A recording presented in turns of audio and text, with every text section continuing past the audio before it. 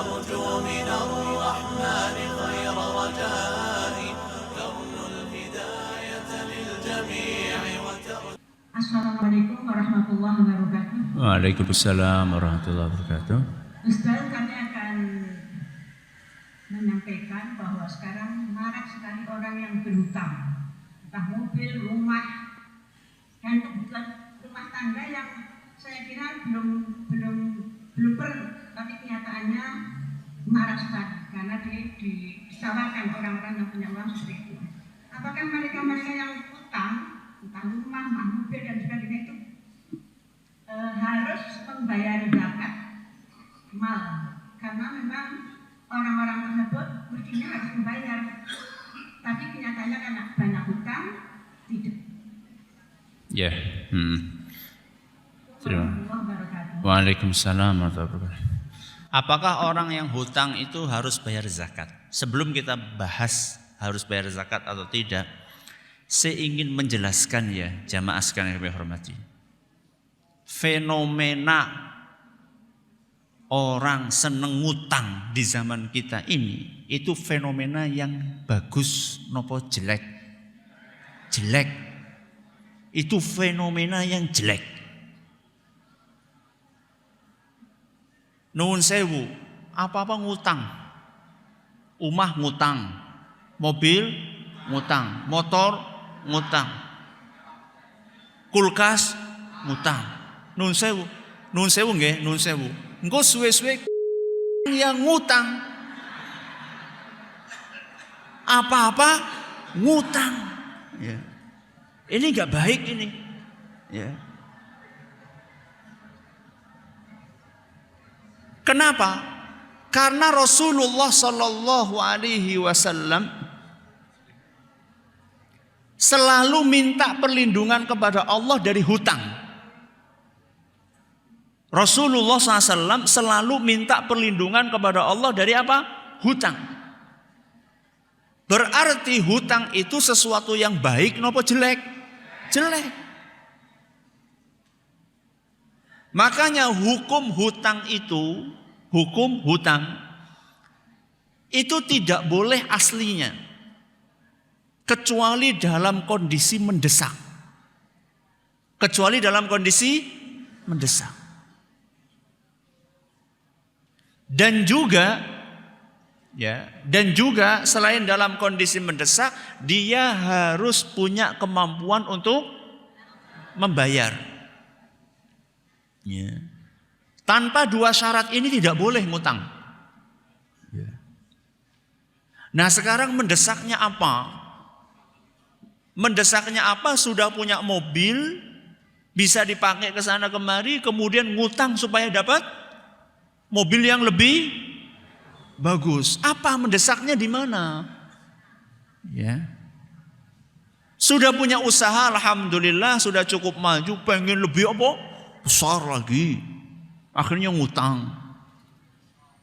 Mending kalau cuma ngutang tok. Sudah ngutang ketambahan bunga pula. Ya. Dan bunga di dalam hutang itu adalah riba. Ya. Itu sudah parah ditambah parah, namanya parah kuadrat. Ya. Makanya jamaah sekalian kami hormati, tidak nyaman orang yang hidupnya diliputi dengan apa? Dengan utang. Berpikir simpel saja. Belum punya duit untuk beli sepeda, nopo? Jalan. Belum punya duit untuk beli motor, nopo? Ngepit. Belum punya duit untuk beli mobil, motoran. Simpel saja berpikirnya. Yeah. Ustadz, kalau kayak gitu kita nggak maju-maju. Pengen maju dengan riba, mustahil. Ya. Riba itu tidak akan bikin maju, justru akan membikin bangkrut. Contoh yang paling nyata, contoh yang paling gampang adalah krisis yang terjadi di Amerika beberapa tahun yang lalu. Hampir ambruk itu negara. Gara-gara apa? Utang. Ya. Rakyatnya dibiasakan untuk ngutang. Kelihatannya hidupnya wah. Rumahnya tingkat, mobilnya nopo mewah. Tanahnya luas, tapi semuanya itu nopo utang. Sehingga gajian setiap bulan langsung nopo? Langsung habis. Paling sisa sedikit, nanti buat makan ngutang lagi. La haula wala quwata illa billah. Ini perlu saya jelaskan karena memang itu kenyataan fenomena yang berkembang belakangan ini. Berikutnya, apakah orang yang punya utang itu harus bayar zakat atau tidak? Wallahu a'lam, setahu saya dengan keterbatasan ilmu saya itu masalah khilafiyah. Masalah apa? Khilafiyah. Khilafiyah itu adalah para ulama berbeda pendapat. Ya. Apakah bayar utang atau tidak? Apakah bayar zakat atau tidak? Wallahu a'lam. Kalau memang hartanya itu sampai nisab, kalau memang harta yang dia miliki sampai nisab, ya tetap dikeluarkan apa? Zakatnya. Dan zakat nggak banyak kok, cuma apa? 2,5%. Itu pun setahun sekali. Coba saya tanya, lebih banyak mengeluarkan zakatnya atau bayar bunga hutangnya? Bunga hutangnya. Bayar bunga hutang sing genah-genah riba ora gelem, kebalik. Bayar bunga hutang yang jelas-jelas riba mau dibela-belani.